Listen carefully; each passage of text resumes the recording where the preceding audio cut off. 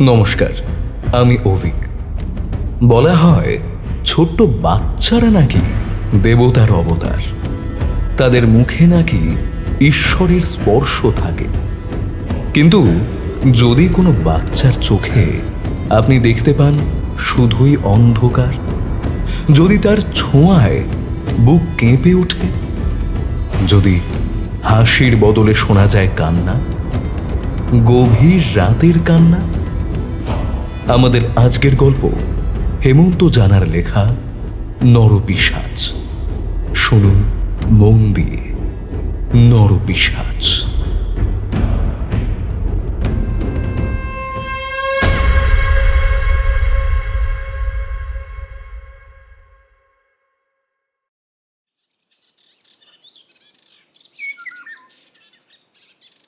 সস্তায় পেয়ে জমিটা কিনে নিলেন শুভেন্দু বসু। তার এক ছাত্রের বাবা এসে বললেন, জায়গাটা কিনবেন মাস্টার? এত কম দামে তল্লাটে এমন জায়গা আর পাবেন না। শুভেন্দু তখন ভাড়া বাড়িতে থাকেন। স্ত্রী পৃথাকে বলতে সেও অমত করল না। গ্রামের একটু ভেতর দিকে জায়গাটা, আশপাশে বেশ খানিক তফাতে দু চারটে বাড়িঘর আছে। তখন জমিটা বাঁশবাগান ঝোপঝাড় হয়েই পড়েছিল। সব নিয়ে কাঠা পাচেক হবে, 25,000 করে কাঠা। এত কম দাম হবে ভাবতেই পারেননি শহরের ছেলে শুভেন্দু। কথাটা আর পাঁচকান না করে 1,25,000-এ জায়গাটা কিনে নিলেন। কেনার পর বেশি দেরি করলেন না। আষাঢ়ে কিনলেন, শ্রাবণেই বাঁশঝাড় সাফ করে বাড়ির ভিত দিয়ে দিলেন। পয়সা থাকলে যা হয়। 6 মাস বাদে মাঘেই স্ত্রী কন্যাকে নিয়ে নতুন বাড়িতে চলে এলেন মাস্টার। নতুন বাড়িতে আসার পর আশেপাশের লোক অনেক কথা বললেন। ফিজিক্সের মাস্টার শুভেন্দু দে সেসব মানেন না। শহরের ছেলে, গ্রামের মানুষের সেসব কথাকে কুসংস্কার, কুযুক্তি বলেই উড়িয়ে দিলেন। সিভিল ইঞ্জিনিয়ার বন্ধু চিরন্তনকে দিয়ে প্ল্যান করিয়ে বাড়ি, মার্বেল বিছানো 2 বেডরুম, বড় ডাইনিং, পড়ার কাম টিউশন পড়ানোর ঘর, প্রশস্ত বারান্দা, সামনে বাগান করার জন্য এখনো কাঠা দেড়েক জমি। সেখানে পৃথা ফল ফুলের সঙ্গে মরশুমি সবজিও ফলায়। শুভেন্দুর স্কুল আর টিউশন নিয়েই সময় কেটে যায়। স্কুলটা বাড়ি থেকে বাইকে মিনিট 20। আগে যেখানে ভাড়া থাকতেন হেঁটে ছিল মিনিট 10-এর পথ।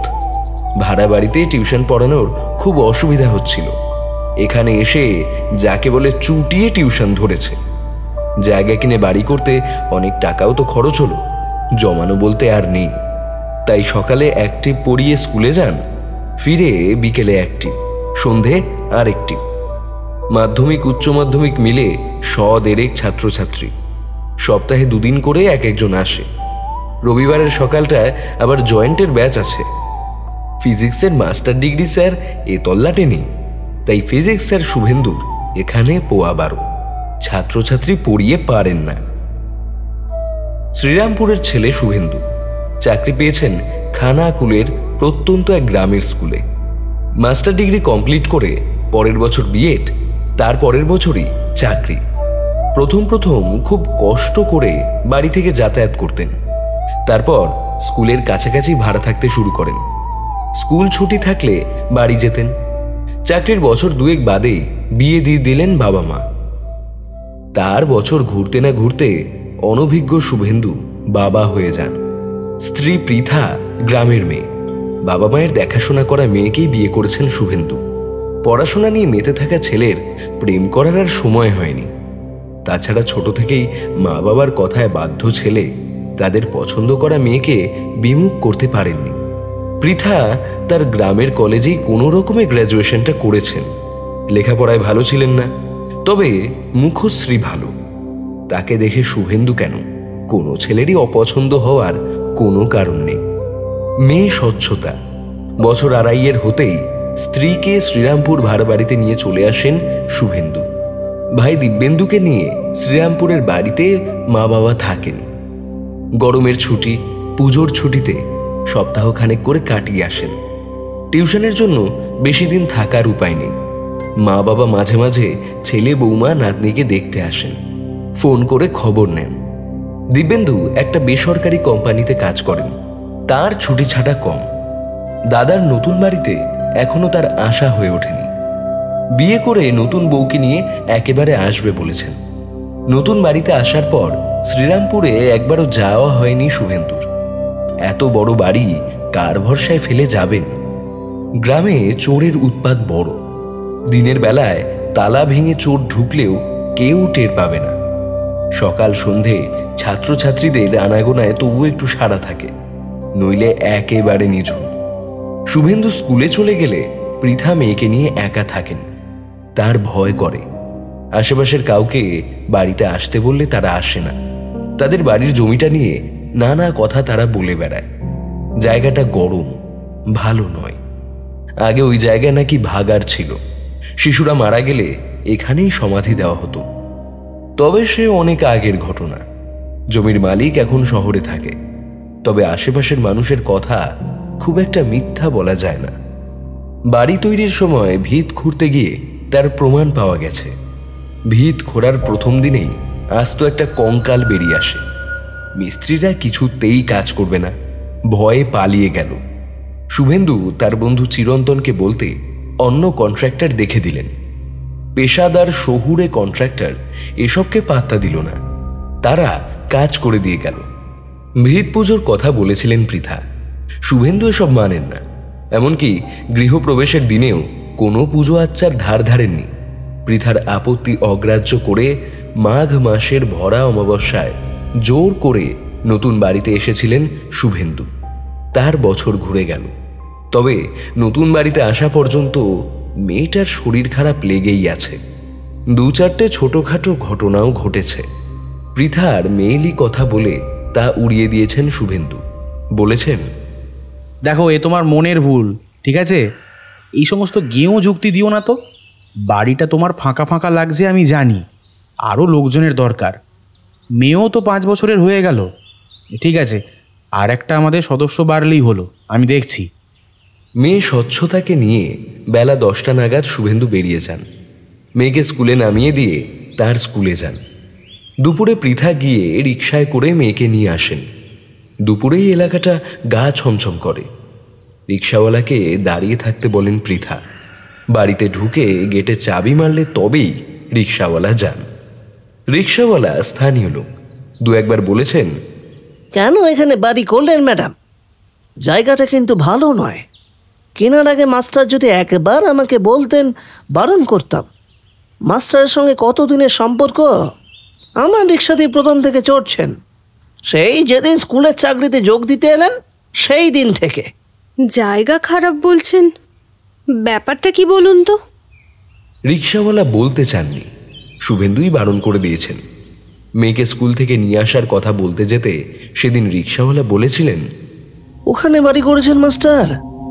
জায়গাটা তো কবরখানা ছিল। বাচ্চারা মারা গেলে ওখানেই পোঁতা হতো।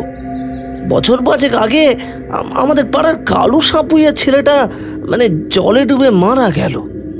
আমি নিজেই ওই জায়গায়, চৌধুরীদের পুরো জমি, ওরা সব শহরে থাকে। আপনি শহরের ছেলে বলে গোছিয়ে দিয়েছে। কে দালালি করলো বলুন তো? সেই শালাকে একবার দেখি। দালালি খেতে আপনার মতো লোকের সঙ্গে এমন বেইমানি করলো? আমি এসব কথা বিশ্বাস করি না। আমাকে যা বলার বলেছেন, কিন্তু এইসব কথা ঘুণাক্ষরেও পৃথা দিদিমণিকে বলতে যাবেন না। ও কিন্তু গ্রামের মেয়ে, আর এই সমস্ত কথায় বিশ্বাস করে ও কিন্তু ভয়ও পাবে। রিকশাওয়ালার মুখ থেকে কথা শোনার পর পৃথার মনে খটকা লেগে আছে। আশেপাশের কারো সঙ্গে তেমন ভাব হয়নি। কার কাছেই বা জিজ্ঞাসা করবে এই জায়গায় আসলে কি ছিল? আশেপাশের কেউ তাদের বাড়ির কাছে আসেই না। সেদিন বিকেলে পৃথা বাড়ির সামনেটায় দাঁড়িয়ে। এই রাস্তা দিয়ে খুব একটা লোক চলাচল নেই। এখানকার একটা মেয়ে যাচ্ছিল। তাকে দেখে গায়ে পড়ে ভাব জমালেন পৃথা। দোকান থেকে ফিরছিল মেয়েটা। পৃথা জানতে চাইলেন, ও মেয়ে, তোমার নাম কি গো? কিসে পড়ো? আমার নাম চম্পা, ক্লাস 6-এ পড়ি। বাবা আমার ভ্যান টানে। পৃথা চম্পাকে বাড়িতে আসতে বললেন। মেয়েটা ঢুকতে চাইল না। বলল, না গো, মা বারণ করেছে। তোমাদের ওই ভিটেটা নাকি ভালো নয়। পৃথার মনের খটকাটা আরও বাড়িয়ে দিল মেয়েটা। এখানে সন্ধ্যের পর প্রায় দিনই কারেন্ট চলে যায়। তাই ভাড়া বাড়ি থেকেই ইনভার্টার। সেটা নতুন বাড়িতে আসার পর দুবার বিগড়েছে, আর সারাতে চাননি শুভেন্দু। মিস্ত্রিকে নতুন আনতে বলেছেন। আজই আসার কথা ছিল, শহর থেকে জিনিসটা আসবে, তবে আজ আসতে পারবে না জানিয়েছে। শুভেন্দু ছাত্র পড়াচ্ছেন। সন্ধ্যের পর যথারীতি কারেন্ট চলে গেল। ফুল চার্জ দেওয়া এমার্জেন্সিটাও জ্বলল না। কেন জ্বলল না তার কোনো কারণ খুঁজে পেলেন না শুভেন্দু। কতক্ষণ আর অন্ধকারে বসে থাকবেন? পড়ানোর ছুটি দিয়ে দিলেন। ঘুটঘুটে অন্ধকারে ঘরের মধ্যে 3 জন বসে। তখন কত আর হবে, রাত 8টা। বাড়ির পিছন দিকটায় এখনো বাঁশঝাড়। সেখান থেকে যেন একটা বাচ্চা ছেলের কান্না ভেসে আসছে। পৃথার কানেই প্রথমে গেল। চমকে উঠে শুভেন্দুকে বললেন, কিছু কিছু শুনতে পাচ্ছ? একটা বাচ্চার কান্নার আওয়াজ না? কই, কিছু না তো। কি শুনতে পাচ্ছ কি তুমি? তারপরও ফোনের আলো জেলে জানলা দিয়ে বাইরেটা দেখলেন। কান্নার আওয়াজ থেমে গেল। আরে বাবা, হুতম পেঁচা এরকমই ডাকে, একেবারে অবিকল বাচ্চা ছেলেদের কান্নার মতো। তুমি তো গ্রামের মেয়ে, কখনো শোনোনি? এমন পেঁচার ডাক শুনিনি কখনো। আমাদের বাড়ি গ্রামে হতে পারে, তবে সেটা তো এমন বন জঙ্গলের ধারে ছিল না। একটু পরে কারেন্ট চলে এলো। বাড়িটা আলো ঝলমল করে উঠল। তাড়াতাড়ি খেয়ে দিয়ে শুয়ে পড়লেন ওরা। আজ শুভেন্দু পৃথাকে অনেকক্ষণ ধরে আদর করলেন। শেষে পরিবারে আরেক সদস্যের জন্য উভয় সম্মত হলেন। ক্লান্ত শরীরে এবার ঘুমিয়ে পড়লেন দুজনে।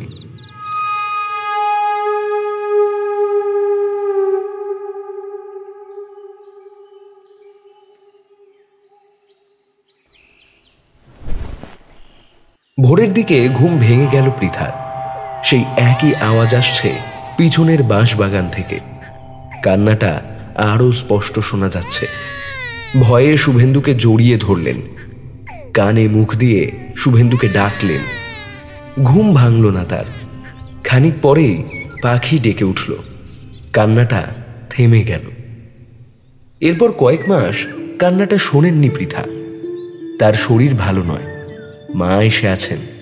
মাকে নিয়ে রাস্তার ধারের ঘরটায় শোয়। ডাক্তার রেস্ট নিতে বলেছেন। আবার মা হতে চলেছেন পৃথা। শুভেন্দুর আনন্দ আর ধরে না। নতুন বাড়িতে নতুন সদস্য আসছে। মনে মনে পুত্র সন্তান চাইছেন।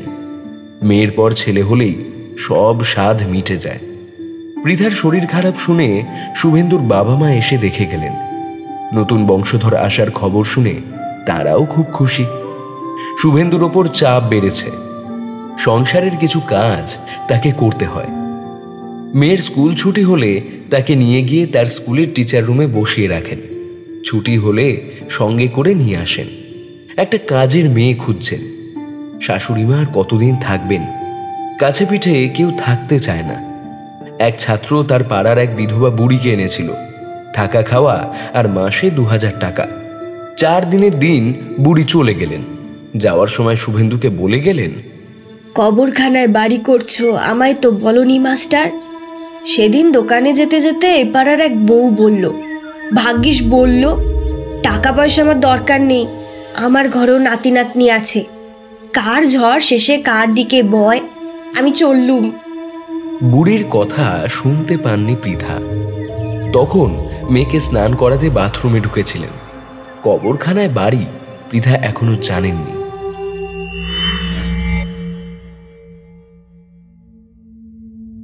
এই কমাস খুব কষ্ট গেল শুভেন্দুর। 2 ব্যাচ টিউশন পড়ানো ছাড়তে হলো। শুধু সন্ধ্যের ব্যাচটা রেখেছেন। সন্ধ্যের পর জায়গাটা একেবারে নির্জন হয়ে যায়। তবুও টিউশনের ছেলেগুলো এলে একটু সাড়া থাকে। ওরা এলাকারই ছেলে, জায়গাটা নিয়ে সবই জানে, কিন্তু ওরা সেসবকে পাত্তা দেয় না। তার উপর সায়েন্স পড়ছে, মনেও সব আনলে মান থাকে না বন্ধু মহলে। তবে নিজেদের মধ্যে বলা বলি করে, কবরখানার কোচিং। পৃথার 8 মাস পড়তেই তার মা এসে থাকতে শুরু করলেন। শুভেন্দু একটু স্বস্তি পেল। আশ্চর্যের ঘটনা ঘটল। এর কয়েকদিন পরই পুত্র সন্তানের জন্ম দিলেন পৃথা। শুভেন্দু আনন্দে ভেসে গেল। স্কুলে কলিগদের মিষ্টি খাওয়ালেন। 8 মাসে জন্ম, রুগ্ন ছেলে। বেশ কিছুদিন হাসপাতালে থাকতে হয়েছিল পৃথাকে। বাড়ি ফিরলেন ছেলেকে নিয়ে। পৃথাকে যে ডাক্তার দেখেছিলেন তিনিও অবাক হলেন এমন কাণ্ডে। এমন তো হওয়ার কথা ছিল না। পৃথার শারীরিক কোনো গণ্ডগোল নেই, আলট্রাসোনোগ্রাফির রিপোর্টে সব ঠিকঠাক ছিল। তাহলে এমন অসুস্থ শিশু জন্মালো কেন? শহরের তাবর তাবর শিশুরোগ বিশেষজ্ঞকে দেখানো হলো, ছেলের কোনো রোগ তারা ধরতে পারলেন না। পেটে থাকতে অপুষ্টির কারণে এমন শিশু জন্মায়। পৃথার ক্ষেত্রে তা তো হওয়ার কথা নয়। 6 মাসে অন্নপ্রাশন হয়ে গেল। শুভেন্দু ছেলের নাম রাখলেন সৌমাল্য। এতদিন ছেলে বসতে পেরে যাওয়ার কথা ছিল। সৌমাল্য এখনো পা ছুঁড়ে খেলতে পারে না, পায়ে পায়ে জড়িয়ে যায়, আর ছেলে সর্বদাই খাওয়ার জন্য কাঁদে। পৃথা এক দণ্ড কাজ ছাড়া হতে পারেন না। শুভেন্দুর কষ্টের শেষ নেই। শাশুড়িমা চলে গেছেন, বাড়ির কাজের জন্য কাউকে পাচ্ছেন না। আসে 2 দিন করে থেকে আবার চলে যায়। তারা নাকি নানা ছায়ামূর্তি দেখে। শাশুড়ি মায়েরও একই যুক্তি। শুভেন্দুকে বিরক্ত করে মারছিলেন বাড়িতে একটা শান্তি সস্তায়নের জন্য। গ্রামের মহিলার এসব কথাকে গ্রাহ্য করেননি শুভেন্দু। একদিন রাগের মাথায় বলেই দিলেন, দেখুন, আপনার এখানে ভালো না লাগলে আপনি চলে যান প্লিজ, আমি এ সমস্ত কথা কিচ্ছু মানি না।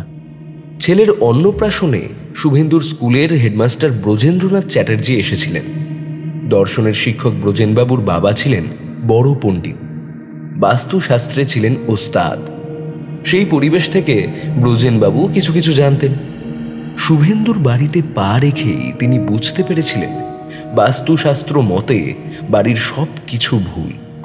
ঈশান কোণে রান্নাঘর, তার পাশেই বাথরুম। কিন্তু শুভেন্দুকে এসব বলা মানে বৃথা, নিজেকেই ছোট করা। ব্রজেনবাবু বলেননি, তবে শুভেন্দুর ছেলের খোঁজ নেন। স্যার, কি যে বলবো আমি নিজেও বুঝতে পারছি না, ফেড আপ হয়ে যাচ্ছি। ছেলের তো কোনো উন্নতিই দেখতে পাচ্ছি না, দিন দিন যেন ক্রমেই উইক হয়ে পড়ছে। শহরের সমস্ত বড় বড় ডাক্তারকে দেখালাম, তারা পর্যন্ত ফেল। এক প্রকার তো তারা হাল ছেড়ে দিয়েছে, কোনো রোগই তো ধরতে পারছে না। এত খাচ্ছে, কোথায় যে যাচ্ছে সব কিছুই বুঝতে পারছি না আমি। ব্রজেনবাবু সেদিন আর থাকতে পারলেন না। ছেলেটার কথা ভেবেই বলে ফেললেন, শুভেন্দু, কিছু মনে করো না, তোমাকে বলতে আমার নিজেরই খারাপ লাগছে, তবুও বলি, তোমার বাড়িটার দোষ আছে। কি বলছেন স্যার? আমার আইআইটি থেকে সিভিল ইঞ্জিনিয়ারিংয়ে পাস করা বন্ধুকে দিয়ে প্ল্যান করা বাড়ি এটা, আর আপনি এরকম কথা বলছেন? আমি সেটা বলছি না, বাস্তুশাস্ত্র মতে বাড়িটা তৈরি হয়নি। আমার বাবা ছিলেন এ ব্যাপারে মহাপণ্ডিত। তার কাছ থেকে যতটা জানি, ঈশান কোণে কখনো রান্নাঘর করতে নেই, বাথরুম তো একেবারেই নয়। ঈশান মানে শিব, ঈশান কোণ বাবা ভোলানাথের স্থান। তার মাথায় বসে শৌচকর্ম করাটা কি ঠিক বলো? এসব কথায় ব্রজেনবাবুর ওপর বেজায় বিরক্ত হন শুভেন্দু। অন্য কেউ হলে তো উল্টোপাল্টা বলেই দিতেন। মনের রাগ মনে রেখে সেদিন হেডমাস্টারের ঘর থেকে বেরিয়ে এসেছিলেন। সৌমাল্য দেখতে দেখতে বছর 1.5 হয়ে গেল, এখনো বসতে পারেনি। ছেলের রোগা লিকলিকে হাত পা, চাউনিটাও বড় অদ্ভুত। সে চোখের দিকে চাইলে অচেনা মানুষের পিলে চমকে যাবে। এক দৃষ্টিতে কারো দিকে সৌমাল্য যদি দেখে, সে যত কঠিন মনের মানুষই হন না কেন, তার বুকের ভেতরটা শুকিয়ে যাবে। দিদি স্বচ্ছতা ভয়ে একদম ভাইয়ের কাছে আসে না। পৃথার অভ্যাস হয়ে গেছে। শুভেন্দু অনেক আশায় আছে ছেলেকে নিয়ে। আইআইটিতে পড়াবে, বিদেশে পাঠাবে, আরও কত কি ভেবে রেখেছে। কিন্তু ছেলের দিকে তাকালে তার সব আশা বুদবুদের মতো মনে হয়। এই ছেলেকে কিভাবে বড় করবে ভেবে পান না। রোগ ধরতে পারলে ডাক্তার যা বলতেন তাই করতেন। টাকা খরচ নিয়ে তার কোনো মাথা ব্যথা নেই। টাকা আবার হবে। কলকাতা শহরের সবচেয়ে নামী শিশুরোগ বিশেষজ্ঞ দেখছেন ছেলেকে। তার কাছে বিদেশ থেকেও রোগী আসে। অ্যাপয়েন্টমেন্ট পেতে 3 মাস লাগে। তিনিও রোগ ধরতে পারছেন না। এইটুকু ছেলের শরীরের কোনো পরীক্ষাই আর বাকি নেই। মাসে মাসে গাড়ি ভাড়া করে কলকাতায় নিয়ে যেতে হয়। গেলেই কোথা দিয়ে 1000-5 করে খরচ। শুভেন্দুর তাতেও কোনো বিরক্তি নেই। সৌমাল্যর আরও 1 বছর বয়স বাড়ল।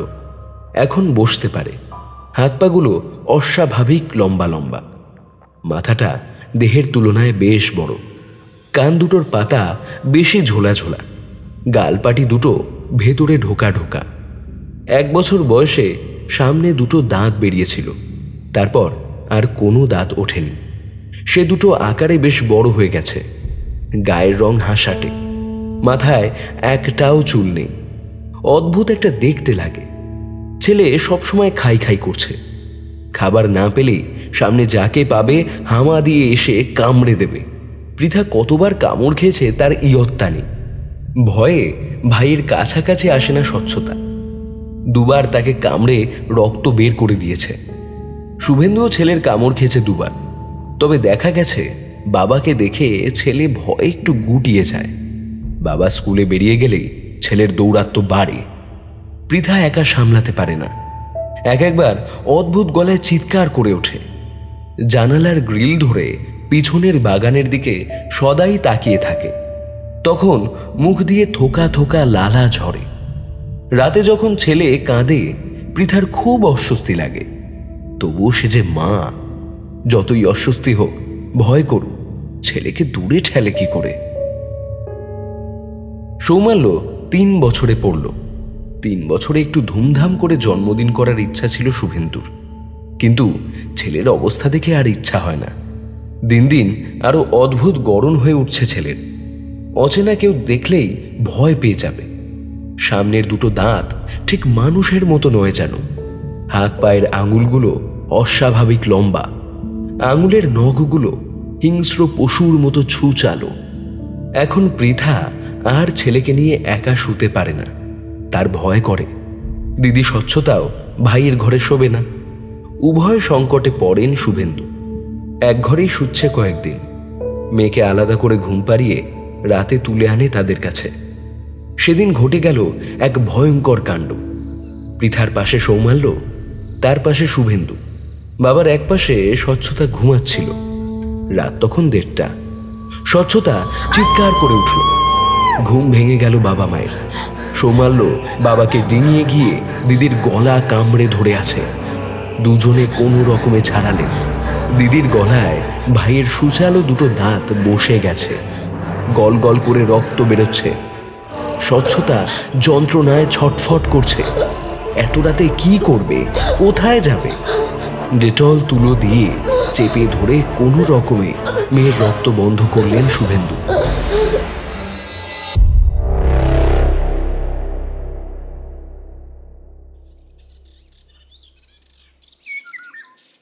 সকালেই মেয়েকে নিয়ে ডাক্তারের কাছে ছুটলেন। ডাক্তার দেখে বললেন, শেয়াল কুকুরের কামড়ানো তো দেখছি, ঘরে ঢুকলো কি করে? শুভেন্দু বলতে পারলেন না তার ছেলের কামড়ে এমন হয়েছে। এবার আরেক সমস্যা চেপে বসল। মেয়ে আর বাড়িতে থাকতে চায় না। আতঙ্কে সে মাঝে মাঝে কেঁদে ওঠে। খেতে চায় না, ঘুমাতে চায় না। খবর পেয়ে দাদু ঠাকুমা দেখতে এলেন। স্বচ্ছতা তাদের সঙ্গে শ্রীরামপুরে চলে গেল। শুভেন্দু কিছুটা স্বস্তি পেলেন। শুভেন্দু স্কুলে বেরিয়ে গেলে ছেলেকে নিয়ে পৃথা এখন একা থাকেন। তারও ভয়ে বুক দূর দূর করে, কিন্তু সে যে মা। সেদিন দুপুরে আরেক কাণ্ড ঘটে গেল। শুভেন্দু তখন স্কুলে। পৃথা ছেলেকে সেই খাইয়ে ধুইয়ে মুছিয়ে স্নানে গেছেন।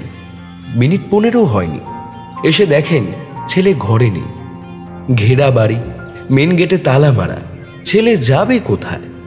ভিজে কাপড়েই পৃথা পাগলের মতো সারা বাড়ি ছেলেকে খুঁজে মরে। কোথাও না পেয়ে কাঁদতে কাঁদতে শুভেন্দুকে ফোন করেন। সর্বনাশ হয়ে গেছে গো, খোকাকে কোথাও পাচ্ছি না, তুমি তাড়াতাড়ি বাড়ি এসো। ফোন রেখে পৃথা ছুটে যান বাড়ির বাইরে। দুপুরবেলা রাস্তায় কেউ নেই। এতল্লাট একেবারে শুনশান। উন্মাদের মতো পৃথা ছুটে বেড়ান এদিক ওদিক। একবার কি মন গেল, ছাদে উঠে গেলেন। পিছনে বাঁশ বাগানের দিকে চোখ পড়তেই তার সারা শরীর ঠান্ডা হয়ে গেল। বাঁশ বাগানে বসে কিছু খাচ্ছে সৌমাল্য। চোখে চোখ পড়তেই পৃথার মাথা ঘুরে গেল। আর দাঁড়িয়ে থাকতে পারেননি। এদিকে শুভেন্দু এসে গেছেন। বাইকটা কোনো রকমে বাইরে দাঁড় করিয়ে, পৃথা, পৃথা, কোথায় তুমি? আমি এসে গেছি। আর তোমার এখন ভয় নেই, কোথায় আছো? বলে দৌড়ে বাড়িতে ঢুকলেন। পৃথাকে সারা বাড়িতে খুঁজে বেড়ান শুভেন্দু। শেষে চিলেকোঠার দরজা খোলা দেখে ছাদে উঠে যান।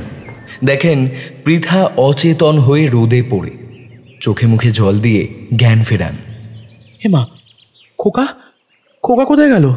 তুমি তাকে রেখে কোথায় গেছিলে? পৃথা মুখে কিছু বলতে পারে না, শুধু পিছনে বাঁশ বাগানের দিকে আঙুল দেখান। সেদিকে মুখ ফেরাতেই শুভেন্দুর শক্ত স্নায়ুও অবশ হয়ে আসে। এ কি দেখছেন? সৌমাল্য বাঁশ বাগানে বসে কাঁচা মাংস খাচ্ছে। ছুটে গিয়ে ছেলেকে নিয়ে এলো শুভেন্দু। ছেলের হাতে তখনও মৃত পশুর একটা ঠ্যাং। চুপচুপ শব্দে রক্ত চুষছে সৌমাল্য। গতকাল থেকে ওখানে একটা বেজি মরে পড়েছিল, সেটাই গিয়ে খাচ্ছিল সৌমাল্য। কিন্তু যে ছেলে হাঁটতে পারে না, সে গেল কি করে অত দূরে বাঁশবাগানে? সিঁড়ির নিচ দিয়ে বাড়ির পিছনে যাওয়ার দরজা আছে, সেটা সবসময় খিল দেওয়া থাকে। কে খিল খুলল তাহলে? পৃথা কি কখনো খুলে রেখেছিল মনের ভুলে? অনেক চেষ্টা করেও পৃথার মনে পড়ল না। শুভেন্দুর কাছেও রহস্য সেটাই। তাহলে সৌমাল্যর আড়ালে আর কারো অস্তিত্ব আছে এ বাড়িতে? এতদিনে মৃদু একটা সন্দেহ জাগলো ফিজিক্সের স্যারের মনে, কিন্তু সেই সন্দেহ মাস্টারের মনে আরও গেঁথে দিল এর পরের একটা ঘটনা। সেদিন রাতে হঠাৎ ঘুম ভেঙে গেল শুভেন্দুর। পাশে ঘুমে অচেতন পৃথা। সৌমাল্য মায়ের কোলের কাছে শুয়ে ঘুমোচ্ছে। ঘরের ডাইনিংয়ে যেন কতগুলো বাচ্চা খিলখিল করে হাসছে। শুভেন্দু আরও কান খাড়া করলেন। না, শুনতে তার এতটুকুও ভুল হচ্ছে না। কচি শিশুর গলা। তারা কিছু নিয়ে যেন নিজেদের মধ্যে কাড়াকাড়ি করছে। শুভেন্দু উঠে ঘরের আলো জ্বালালেন। দরজা খুলে ডাইনিংয়ে গেলেন। নীল জিরো ল্যাম্পটা জ্বলছে। কই, কিছু তো নেই। মনের ভুলই হবে নিশ্চয়ই। শুভেন্দু বাথরুমে গেলেন। আসার সময় যা দেখলেন তাতে তার মতো সাহসী ছেলেরও গায়ের লোম খাড়া হয়ে গেল। তাকের ওপর তুলে রাখা সৌমাল্যর একটা খেলার গাড়ি আপনা থেকেই গড়িয়ে গড়িয়ে যাচ্ছে। এতদিন পর এ বাড়িতে ভয় পেলেন শুভেন্দু। আস্তে আস্তে খেলনা গাড়িটার দিকে যান, আর সেটা গড়িয়ে গড়িয়ে দূরে চলে যায়। কিছুতেই ধরতে পারেন না। শেষে বাধ্য হয়ে টিউব লাইটটা জ্বালালেন। গাড়িটা থেমে গেল। শুভেন্দু আর গাড়ির দিকে যাননি। তাড়াতাড়ি ঘরে ঢুকে দরজা বন্ধ করে দিলেন। ভয়ে সিটিয়ে রইলেন। কিছুতেই ঘুমোতে পারলেন না। এতদিন দূর ছাই বলে সব কিছু উড়িয়ে দিয়েছেন। আজ কাদের কাছে গিয়ে বলবেন এই অদ্ভুত ঘটনার কথা? সবাই তো হাসাহাসি করবে, তার বিজ্ঞান মনস্ক মন নিয়ে ঠাট্টা করবে। বলবে এতদিন তাহলে মাস্টারের সবকিছুই ছিল ভণ্ডামি, মুখে শুধু বড় বড় কথা। সেদিনের ঘটনা কাউকে বলতে পারলেন না শুভেন্দু। রাতে ভালো করে ঘুম হয় না। প্রতিদিন রাতেই সেই শিশুর গঞ্জন। কখনো সেটা ডাইনিংয়ে, কখনো বাড়ির উঠোনে, কখনো আবার ছাদের ওপর। পৃথা টের পেলে না জানি কি হবে। বেচারি একেই ভয়ে মরে। শুভেন্দু স্কুলে বেরিয়ে গেলে আর একা থাকতে পারবে না। তখন কি হবে? এই স্বপ্নের ঘরদোর কি পরিত্যক্ত হয়ে পড়ে থাকবে? চিন্তায় চিন্তায় ক্ষয় হয় শুভেন্দু। চোখের নিচে কালশিটে দাগ পড়ে। স্কুলে গিয়েও এক দণ্ড নিশ্চিন্তে থাকতে পারেন না। বাড়িতে মন পড়ে থাকে। ফোন বাজলেই বুকের ভেতরটায় ছ্যাঁকা লাগে। এখন টিফিন সময়টা বাড়ি চলে আসেন। শুভেন্দুর এই উদ্বেগ হেডমাস্টারের নজর এড়ায়নি। ব্রজেনবাবু সেদিন ডেকে বললেন, শুভেন্দু, তুমি কিছু লুকোচ্ছ মনে হয়। আমাকে নির্দ্বিধায় বলতে পারো। সাংসারিক মানুষের কত সমস্যা থাকে, কিছু কিছু অন্যের সঙ্গে শেয়ার করলে সমাধানের রাস্তাও পাওয়া যায়। স্যার, বাড়িতে একটা প্রবলেম হচ্ছে। ছেলেকে নিয়ে তো? না স্যার, অন্য আর একটা প্রবলেম। খুব অসুবিধা না থাকলে আমাকে খুলে বলতে পারো, যদি কোনো হেল্প করতে পারি। শুভেন্দু বলতে গিয়েও পারলেন না। তার চোখ মুখ দেখে ব্রজেনবাবু জানতে চাইলেন, প্যারানর্মাল কিছু? হ্যাঁ স্যার, সেটা আপনাকে ঠিক বুঝিয়ে বলতে পারবো না। আমার এতদিনের বিশ্বাসটাও স্যার টলে গেছে। সায়েন্সের স্টুডেন্ট হয়েও আমি যেন কোনো কিছুতেই আর যুক্তি দিয়ে ব্যাখ্যা করতে পারছি না।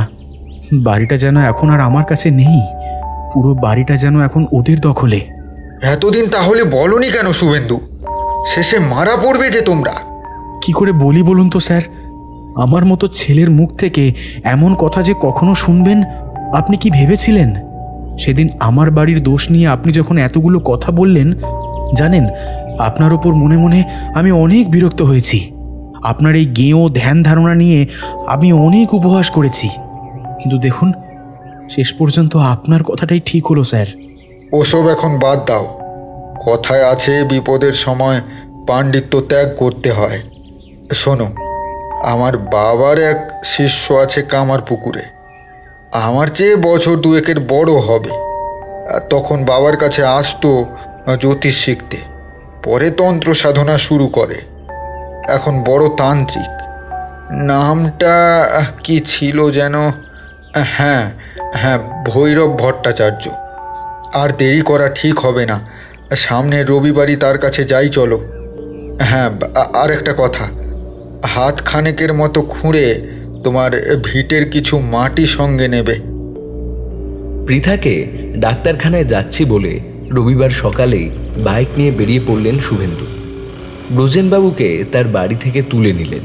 খুঁজে খুঁজে পৌঁছতে বেলা 10টা বাজল। গ্রামের শেষ প্রান্তে নদীর ধারে শ্মশানে ছোট্ট আশ্রম। ভৈরব তান্ত্রিক তখন আশ্রমে ছিলেন না, পুজোর জোগাড়ে বেরিয়েছেন। এক শিষ্য এসে চাটাই পেতে দিলেন। খানিক বসতেই ভৈরব এসে গেলেন। ব্রজেনবাবুকে দেখে অবাক সুরে বললেন, ব্রজ, কি মনে করে এই অধমের দৌড়ে? বাড়ির সব কেমন আছে? ছেলেমেয়েরা সব কি করছে? কত ছোট সব দেখেছিলাম। গুরুদেব মারা যাওয়ার দিনই আবার শেষ যাওয়া তোদের বাড়ি। ব্রজেনবাবু নিজের বাড়ির সব কিছু জানিয়ে ভৈরব তান্ত্রিকের শারীরিক অবস্থার খোঁজ নিলেন। তান্ত্রিক বললেন, আমার আর কেমন থাকা, মায়ের ইচ্ছেই সংসারে আছি এই পর্যন্ত। যবে এখান থেকে যেতে বলবে চলে যাব। আমার তো আর পিছু টান নেই। তা কি মনে করে আমার কাছে এসেছিস বল? এসেছি আমার এই সহকর্মীর জন্য। ও নতুন বাড়ি করেছে, তারপর থেকেই নানা ঝামেলা লেগেই আছে। একটু দেখে ঠিকঠাক করে দিতে হবে। ঠিক আছে, দেখে দেব। তোরা এখন জল টল খা। পরশুরা কি এখানে কম দূর রে? আশ্রমে আজ প্রসাদ খেয়ে যাবি। এই রতি, এরা আজ প্রসাদ পাবে, তুই জোগাড় কর। তার আগে মায়ের প্রসাদ তোলা আছে, ওদের খেতে দে। শিষ্যকে বলে ভৈরব তান্ত্রিক ঠাকুর ঘরে পুজো সামগ্রী রাখতে গেলেন। শিষ্য রতি এসে প্লেটে করে 6টা সন্দেশ 2 গ্লাস জল দিয়ে গেলেন। খানিক পরে ভৈরব এসে বললেন, একটু পরে মায়ের পুজোয় বসবো, তারপর আমি আসছি। তোরা ততক্ষণ একটু বিশ্রাম নে। দুপুরে প্রসাদ খেয়ে আশ্রমের দাওয়ায় চাটাইয়ের উপর বসে ওরা। ভৈরব তান্ত্রিক এসে একটা আসন নিয়ে বসলেন। জানতে চাইলেন, শুভেন্দুবাবু, দুপুরে এমন খাবার মনে হয় এই প্রথম খেলেন। যারই খুব কষ্ট হয়েছে খেতে, তার উপর আপনি শহরের ছেলে শুনেছি। গরিবের আশ্রমে এর থেকে ভালো প্রসাদ কোনোদিনও মাকে দিতে পারি না। মায়েরও মনে হয় এমনই ইচ্ছা। না মহারাজ, আমার কোনো অসুবিধে হয়নি, খুব তৃপ্তি করেই খেয়েছি। কতদিন হলো নতুন বাড়ি করেছেন? ওই ধরুন বছর 4 হলো। সমস্যা তৈরি হচ্ছে কবে থেকে? আমার স্ত্রী অনেক দিন ধরেই বলছিল, কিন্তু আমি তেমন একটা গুরুত্ব দিইনি। বছর 3 হলো আমার একটা পুত্র সন্তান হয়েছে, আর তারপর থেকেই যেন সমস্যাটা ক্রমেই বাড়তে শুরু করেছে। কী রকম সমস্যা? অদ্ভুত সব কাণ্ড ঘটছে মহারাজ। একদিন রাতে শিশুদের গুঞ্জন শুনে আমি বাইরে বেরিয়েছিলাম। দেখি ঘরের দালানে আমার ছেলের খেলনা গাড়িটা নিজে থেকেই চলাচল করছে। হয়তো এমন ঘটনা রোজই ঘটতো। সেদিনের পর থেকে আমি আর রাতে ঘুমোতে পারছি না। ফলে প্রতি রাতেই যেন শিশুর হাসি কান্না শুনতে পাচ্ছি। তারা যেন আমার বাড়ির ভেতরে ঢুকে কোনোদিন উঠোনে খেলছে, কোনোদিন ছাদে দৌড়াচ্ছে, কোনোদিন সারা দালান বাড়িটা যেন দাপিয়ে বেড়াচ্ছে মহারাজ। বাড়ির কিছু নমুনা এনেছেন সঙ্গে? শুভেন্দুকে ওর ভিটের মাটি আনতে বলেছিলাম। তাহলে তো ভালোই হলো। শুভেন্দু ব্যাগ থেকে প্লাস্টিকে মোড়া মাটি বের করে দিলেন। ভৈরব তান্ত্রিক সেটা হাতে নিয়ে শুকতে থাকলেন। তান্ত্রিকের চোখ মুখের ভাব দেখে বোঝা যাচ্ছিল বড় কিছু গোলমাল আছে। ভৈরব অনেকক্ষণ কোনো কথা বললেন না, মনে মনে কিসব ভাবলেন। কথাটা কিভাবে বলবেন গুছিয়ে নিচ্ছিলেন মনে হয়। ভয়ঙ্কর স্থানে বাড়ি করেছেন মাস্টার। আশেপাশের কেউ আপনাকে কিছু বলল না? হ্যাঁ মহারাজ, অনেকেই বলেছিল। আমি তাদের কোনো কথাতেই গুরুত্ব দিইনি। ভিত খোঁড়ার সময় এমনকি মিস্ত্রিরা পর্যন্ত বেঁকে বসেছিল। তাদের সরিয়ে আমি অন্য মিস্ত্রি দিয়ে পর্যন্ত কাজ করিয়েছি। আসলে জানেন তো, আমি ছোট থেকে এমনই। এ সমস্ত কোনো কথাই আমি বিশ্বাস করতাম না। ফিজিক্স নিয়ে পড়ার পর তো এই সমস্ত কিছু আমার মনেই আসতো না। জানেন, এটাও ফিজিক্স। এখানেও নেগেটিভ পজিটিভের খেলা। আপনার বসত বাড়িটা এখন নেগেটিভ পাওয়ারে ভরপুর। জায়গাটা ছিল উপসল্য, মানে ভাগাড়। ওখানে মৃত শিশুদের কবর দেওয়া হতো, গবাদি পশু মারা গেলে ফেলা হতো। এখন আপনার ওই জায়গায় পজিটিভ পাওয়ার বাড়াতে হবে। তার জন্য কিছু হোম যজ্ঞ করতে হবে। আচ্ছা শুভেন্দুবাবু, আপনার শিশুপুত্রটি কি ওই বাড়িতেই জন্মেছে? হ্যাঁ মহারাজ, নতুন বাড়িতে এসেই আমরা দ্বিতীয় সন্তান নিই। আপনার সন্তান কি স্বাভাবিক আছে? না মহারাজ, আর সেটাই তো আমার সব থেকে বড় চিন্তা। এই নেগেটিভ শক্তিতে কোনো সন্তানই স্বাভাবিক হয়ে জন্মাতে পারে না। আপনার যে এখনো সুস্থ আছেন এটাই বড় কথা। আপনার ব্যক্তিত্বে দৃঢ়তার কারণে যতটা ক্ষতি হওয়ার কথা ছিল হয়নি। আমরা যাকে বলি রাশভারী। নইলে আপনার সংসারে এতদিনে কারো না কারো প্রাণহানির কথা ছিল। সেটা হয়নি কারণ আপনার পজিটিভ রাশ। কোষ্ঠী বিচার করলে দেখা যাবে আপনি দেবগণের জাতক। তারপর স্ত্রীও তাই হবেন। ব্রজেনবাবু ঘড়ির দিকে তাকিয়ে দেখলেন 3টে বেঁচে গেছে। তারা দিয়ে বললেন, এখন এ থেকে মুক্তির উপায় বলে দাও। আমাদের আবার এতটা পথ যেতে হবে। বাড়িতে বুঝতেই পারছো ওর স্ত্রী একা আছে। অল্প কিছু হলে আমি এখান থেকে কাটিয়ে দিতে পারতাম। এক্ষেত্রে একদম সম্ভব নয়। আমাকে যেতে হবে। সামনে ফলহারিণী অমাবস্যা। ভালো যোগ আছে। আমার এখানেই চক্রে বসার কথা ছিল। সেটা তাহলে ওনার বাড়িতেই বসবো। তার আয়োজন করতে হবে। একটু খরচ আছে।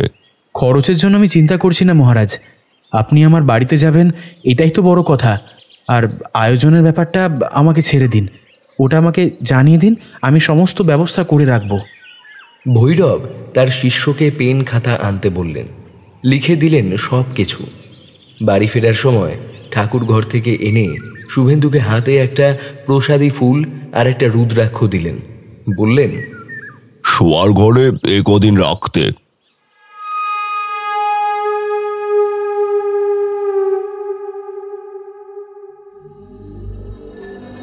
আজ সারাদিন সৌমাল্য মাকে জ্বালিয়ে মারছে। হাতের সামনে যা পাচ্ছে ভাঙছে। কখনো কখনো অদ্ভুত গর্জন করছে, যেন কিছু বলতে চায়, সে পারছে না। দুবার মায়ের হাতে কামড় দিয়েছে। পৃথার এসব অভ্যাস হয়ে গেছে। ভৈরব তান্ত্রিকের কাছ থেকে ফিরতে শুভেন্দুর সন্ধে হয়ে গেল। আর শুভেন্দু বাড়িতে পা রাখতেই বিকট মূর্তি ধরল সৌমাল্য। একটা বছর 3 ছেলের এমন রুদ্ররূপ দেখে চমকে উঠলেন মা বাবা। শুভেন্দুকে কিছুতেই ঘরে ঢুকতে দেবে না সে। বড় বড় চোখ দাঁত বের করে যেন গিলতে হাসছে। অদ্ভুত গলায় গর্জন করছে। পৃথা তাকে টেনে নিয়ে গিয়ে একটা ঘরে আটকে দিলেন। শুভেন্দু ঘরে ঢুকে প্রসাদী ফুল ও রুদ্রাক্ষ রাখলেন। বন্ধ ঘরে সৌমাল্য হিংস্র পশুর মতো গর্জন করছে। পৃথা বললেন, জানো, আজ সারাদিনই খোকা এমন করছে। কোনোদিন এত দুষ্টুমি করে না। হাত মুখ ধুয়ে এসে সব বলছি, তুমি ততক্ষণে চা বসাও। সেই ফাঁকে পৃথা একবার ছেলে কি করছে ঘর খুলে দেখতে গেল। তখনই ঘটে গেল ভয়ানক কাণ্ড। সৌমাল্য ঝাঁপিয়ে এসে মায়ের গলায় কামড় দিল। পৃথার আর্তনাদে বাথরুম থেকে ছুটে এলেন শুভেন্দু। মাকে ছেড়ে ছেলের রোষ গিয়ে পড়ল বাবার ওপর। শুভেন্দুকে কামড়ে সুচালো নখ দিয়ে ক্ষত বিক্ষত করল। কোনো রকমে ছেলের হিংস্র কবল থেকে নিজেকে ছাড়িয়ে পৃথাকে বের করে ঘর থেকে বন্ধ করে দিলেন শুভেন্দু। পৃথা কাঁদতে কাঁদতে বললেন, এ কার সঙ্গে ঘর করছি আমরা? এ তো মানুষ নয়, আমাদেরই মেরে ফেলবে। ঈশ্বর, এই রেখেছিলে আমার ভাগ্যে। পৃথা প্রলাপ করে কাঁদতে লাগলেন। শুভেন্দু পৃথার ক্ষতয়ে তখন ডেটল দিচ্ছেন। পৃথার ঘাড়ে ছেলের বড় দুটো দাঁত গভীর হয়ে বসে গেছে। স্ত্রীর শুশ্রূষা করে নিজের কাটা জায়গায় ডেটল দিতে দিতে শুভেন্দু বললেন, খোকা এমন কেন করছে জানো? আজ ওর জমের কাছে গিয়েছিলাম। কামার পুকুরের ভৈরব তান্ত্রিক আসছেন, তাই গায়ে জ্বালা ধরেছে। কি বলছো তুমি? তাহলে ডাক্তার দেখাতে যাওনি? পরে তোমাকে সব বলবো। আমি চা করে আনছি, তুমি শান্ত হয়ে বসো। আমাদের এবার সব সমস্যা ঠিক কেটে যাবে।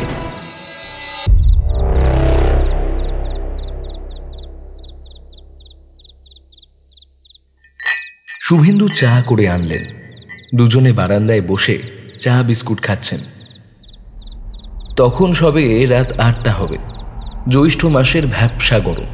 বারান্দাটায় তবু একটু হাওয়া আছে। ক্লান্তি জুড়ে বসেছে শুভেন্দুর শরীরে। প্রতিদিনের মতো কারেন্ট চলে গেল। কারেন্ট গেলেই আপনা থেকে ইনভার্টারে আলো জ্বলতে থাকে। আজ জ্বলল না। নতুন ইনভার্টার। শুভেন্দু আশ্চর্য হলো। তবুও ফোনের আলো জ্বেলে সিঁড়ির ঘরের নিচে ইনভার্টারের কাছে গেলেন। আর যেতে যেতে তার সারা শরীর আগুন হয়ে গেল। বাড়ির পিছনে কতগুলো বাচ্চা ছেলের কান্না। শুভেন্দু ছুটে পালিয়ে এসে ঘরে খিল দিল। তারপর ধীরে ধীরে আরও ভয়াল হয়ে উঠল বাড়ির পরিবেশ। চারধার থেকে সেই শিশুরা ঘিরে ধরেছে বাড়িটা। তাদের কান্নায় কান পাতা দায়। সবে রাত 9টা। এখনই যদি এমন হয়, বাকি রাতটা কাটবে কি করে? শুভেন্দু ব্রজেনবাবুকে ফোন করলেন।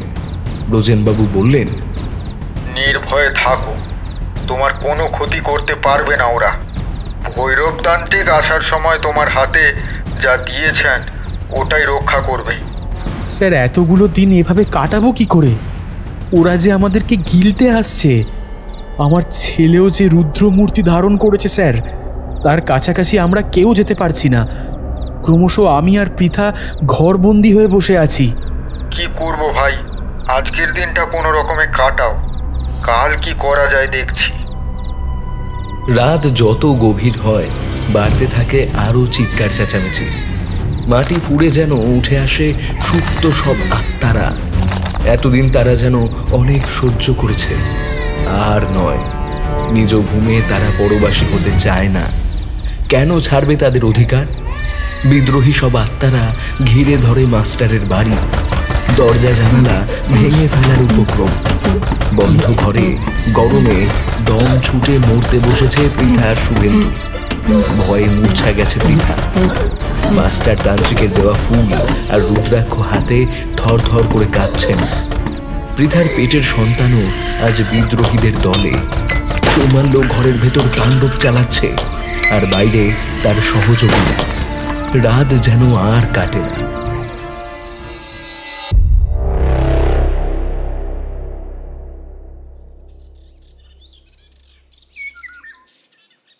প্রাণ হাতে নিয়ে ভোর হলো। পৃথার জ্ঞান ফিরেছে। সাত সকালে ব্রজেনবাবু তার ছেলেকে নিয়ে ছুটে এসেছেন। ব্রজেনবাবু ডাকছেন। গিয়ে দরজা খোলার মতো শক্তি নেই শুভেন্দুর। সারা বাড়িতে তাণ্ডবের চিহ্ন। উঠোনময় হাড় গোড়, পচা গলা পশুর দেহ। ভেঙেছে জানলার কাচ।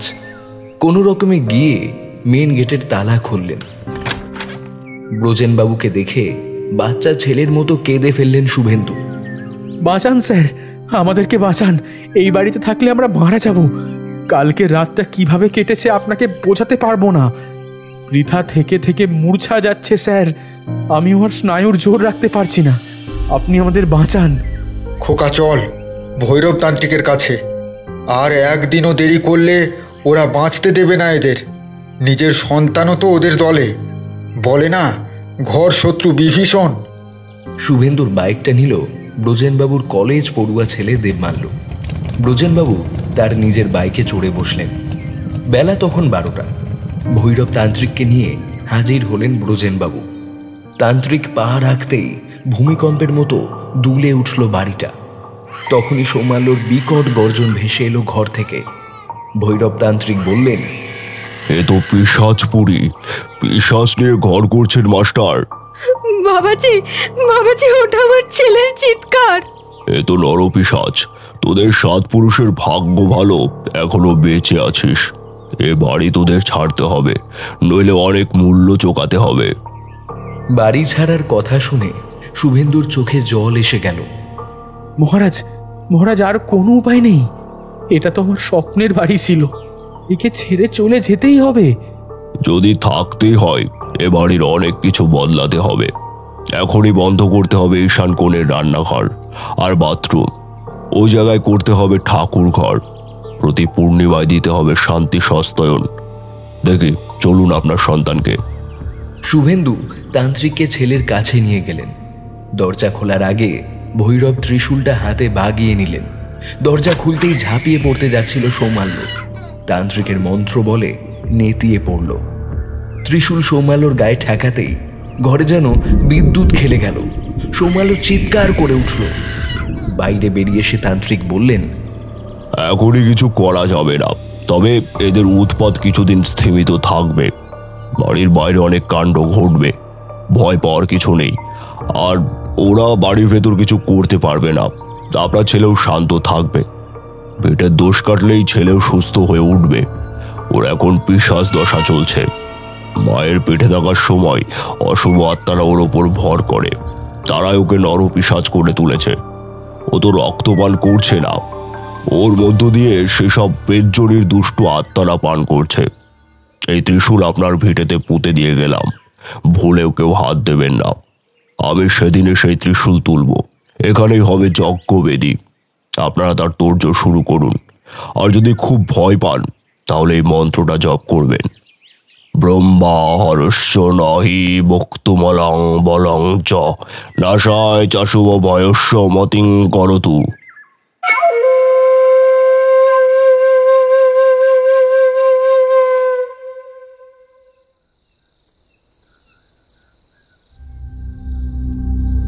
আজ কৃষ্ণপক্ষের চতুর্দশী। রাত পোহালেই ফল হারিণী অমাবস্যা।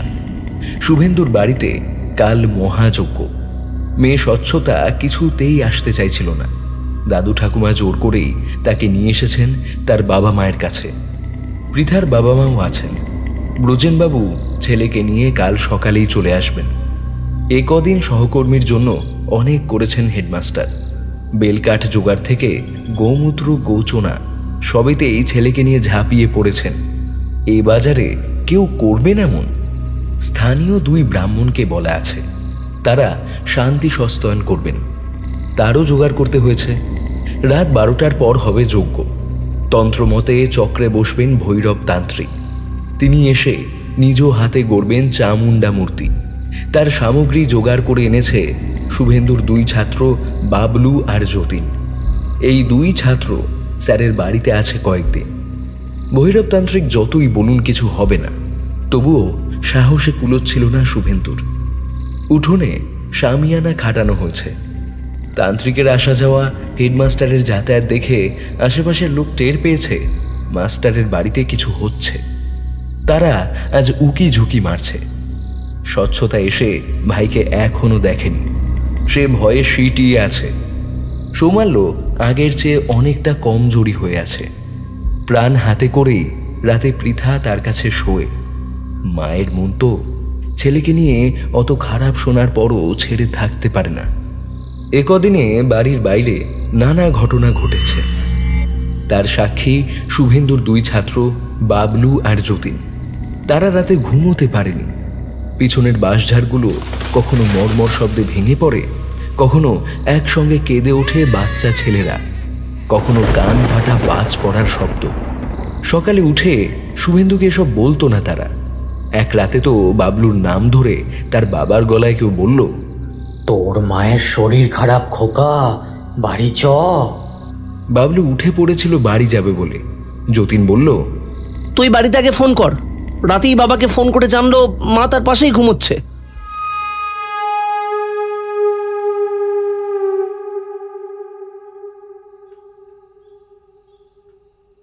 ব্রজেনবাবুর ছেলে দেবমাল্য ভৈরব তান্ত্রিককে আনতে গিয়েছিল। বিকেলেই সশিষ্য এসে পৌঁছেছেন। চামুণ্ডা মূর্তি গড়তে ব্যস্ত তিনি। শান্তি সস্তনের পালা মিটে গেছে। স্থানীয় ব্রাহ্মণরা ফিরে গেছেন। এরপর যারা থাকবেন তাদের আজ এ বাড়িতেই সারা রাত কাটাতে হবে। যজ্ঞ শুরু হয়ে গেলে আর বাড়ির বাইরে বেরোনো যাবে না। তান্ত্রিক এসেই পই পই করে বলে দিয়েছেন, সন্ধ্যের পর তিনি বাড়ির চারপাশে গণ্ডি দিয়ে দেবেন। এরপর বাইরে বেরোলেই ভয়ঙ্কর বিপদ। তাদের রোষ যে কারোর উপর গিয়ে পড়তে পারে। বাড়ির বাইরে অনেক আশ্চর্যের ঘটনা ঘটবে, ভুলেও সেদিকে নজর দেওয়া যাবে না। তান্ত্রিকের কথা মতো আশেপাশের প্রতিবেশীদেরও সাবধান করে দেওয়া হয়েছে, রাতে তারা যেন বাইরে না বেরোয়।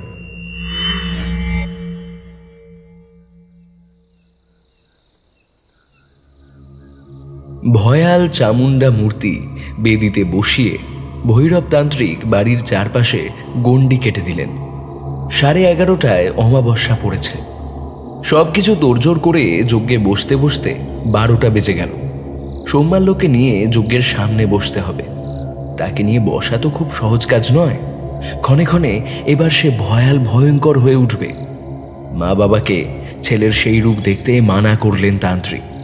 শুভেন্দুর 2 ছাত্র আর ব্রজেনবাবুর ছেলে রাজি হলো। মা চামুণ্ডার সামনে দাউ দাউ করে জ্বলে উঠল যজ্ঞাগ্নি। ভৈরব তান্ত্রিক যজ্ঞ শুরু করলেন। ওং ওং রিং রিং চামুণ্ডায় বিচ্ছে ওং লং হুং ক্লিং জুং স জলয় জলয় জল প্রজ্জ্বল ওং লিং ক্লিং চামুণ্ডায় বিচ্ছে জল হং সং লং খং পট স্বাহা। এতক্ষণ যেন ঘুমোচ্ছিল সৌমাল্য। যজ্ঞে তার নামে যেই আহুতি পড়ল, সে এক বিকট মূর্তি ধরল। 3 সাহসী যুবকও ভয়ে থরথর করতে লাগলো। রক্তবর্ণ 2 চোখ, বড় বড় দাঁত 2, নখগুলো কোথা দিয়ে যেন বড় হয়ে গেল। মাথা ফুঁড়ে গজিয়ে উঠল শির। সে দৃশ্য দেখতে পারলেন না ব্রজেনবাবু। ঘরে ঢুকে গেলেন। সৌমাল্য হাতের সামনে যা পায় তাহা দিয়ে আক্রমণ করে তান্ত্রিককে। বাইরে তখন যেন কাল বৈশাখীর ঝড় উঠেছে। গাছপালা ভেঙে পড়ছে, বাজ পড়ছে। যজ্ঞের মধ্যে ঝাঁপিয়ে পড়তে যাচ্ছিল সৌমাল্য। 3 যুবক তাকে ধরে ফেলল। ভৈরব তান্ত্রিক ত্রিশূল তুলেই সৌমাল্যর বুকটা চিরে দিলেন। গল গল করে রক্ত ঝরছে। বাড়ির বাইরে তখন শত শত বাচ্চা ছেলের আর্ত চিৎকার।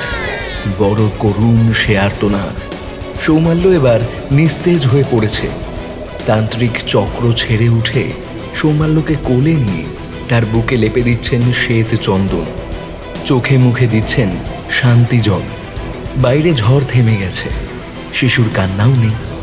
শ্মশানের মতো নিস্তব্ধ 4 ধার। শুভেন্দু পৃথাকে ডাকতে বললেন তান্ত্রিক।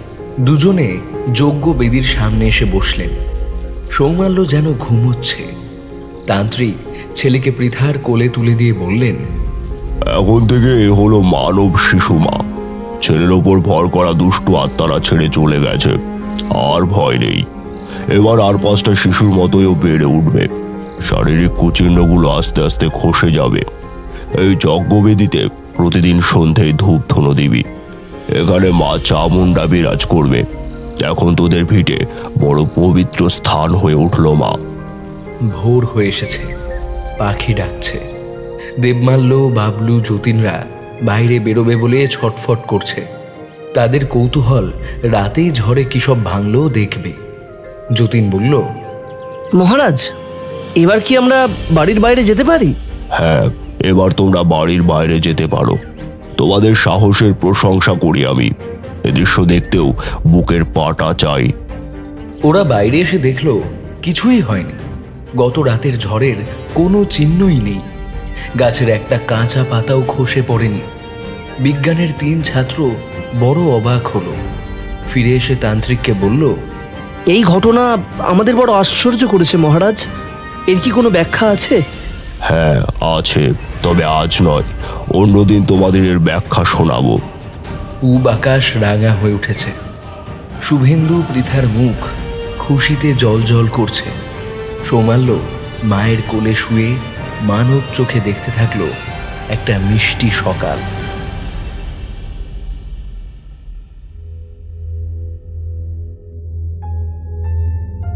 সবাই ভাবে সমস্যা কাটিয়ে উঠেছে, কিন্তু সত্যিটা কি আর এত সহজে শেষ হয়? আজকের সূত্রধার ও গল্প পাঠে ছিলাম আমি অভিক। ছাত্রের বাবা সৌম্য, শুভেন্দু রমাকান্ত, পৃথা দুর্বা, ব্রজেনবাবু সূর্যদা, ভৈরব তান্ত্রিক বাপি, রিক্সাওয়ালা ও ডাক্তার ও যতীন দিব্যেন্দু, চম্পা ও বুড়ি রনিতা, বাবলুর বাবা সৌম্য। এই ছিল নরপিশাচ। ভালো লাগলে শেয়ার করুন। আর যদি কখনো অন্ধকারে একটা খিলখিল হাসি ভেসে আসে, তবে জানবেন গল্পটা হয়তো এখনো শেষ হয়নি।